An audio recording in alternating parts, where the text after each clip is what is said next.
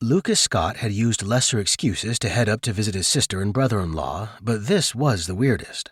Here he would be searching for a canine military dog, a former war dog that had somehow been caught up in a group of rescue dogs and shipped to Canada. He never really understood how that worked, but his research had pinpointed the fact that hundreds of rescue dogs were taken to Canada for adoption, as they had a better reception up there than down south. It bothered him to a certain extent because he'd like to think of his people taking care of their own animals.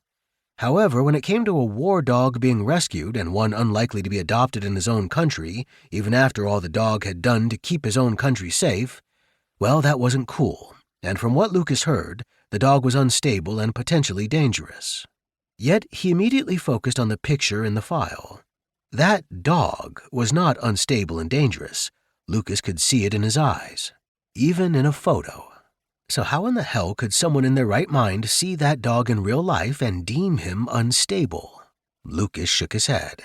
That could also be the handler's problem.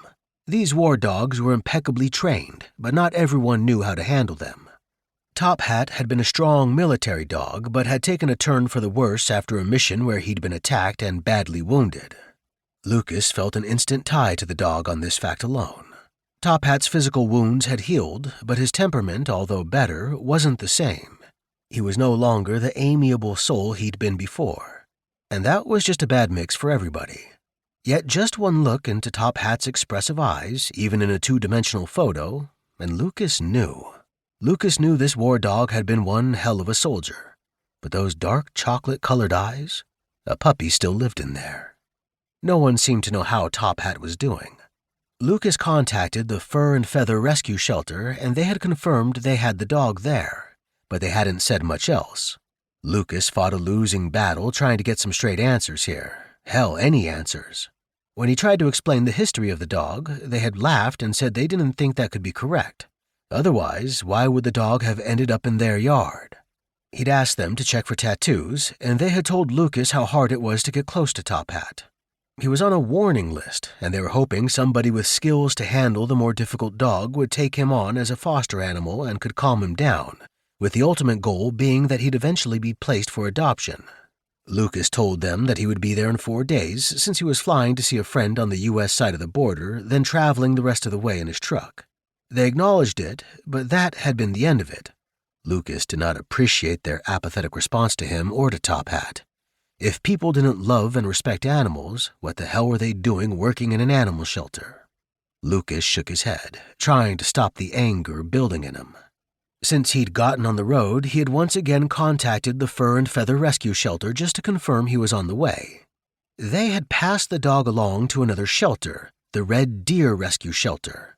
When Lucas heard that, he hung up on them. He had no time to deal with them, but he would have liked to get his hands wrapped around the neck of the person in charge back there. Yet Lucas couldn't waste his energy on them. Lucas had to focus on Tophat, and on himself for that matter.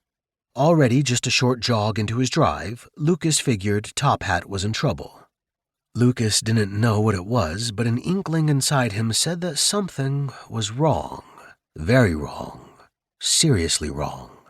His gut stayed knotted the whole way. Was it about Lucas's frustrations from the very beginning in his search for Tophat? Or was that because it was his first long road trip since he'd been injured? Or was it all about Tanya, his ex-fiancée? The only woman he'd loved enough to ask to marry him, and still the only woman he'd ever loved. Or all of the above. Probably. Normally, he wouldn't drive either, at least not since his accident, but for some reason it seemed like he needed his own wheels. And maybe it was a chance to check out his ability to handle the drive again. He'd left his truck with a buddy who'd planned to buy it off him, but then the guy had changed his mind. The buddy and Lucas's truck were both in Glacier National Park in Montana's Rocky Mountains, so he'd flown in to see his buddy and to retrieve his truck, then had driven across the border into Alberta, Canada to see his sister, which was silly. It probably would have been cheaper to fly the whole way. Still, if he was bringing Tophat back to the U.S., he had to have a way to get him home. They could have possibly flown, but that hadn't seemed like the answer at the time. Lucas worried about a quarantine period of whatever length when flying back into the States and about stressing out the dog further with an airplane ride. Lucas never checked it out now that he had wheels.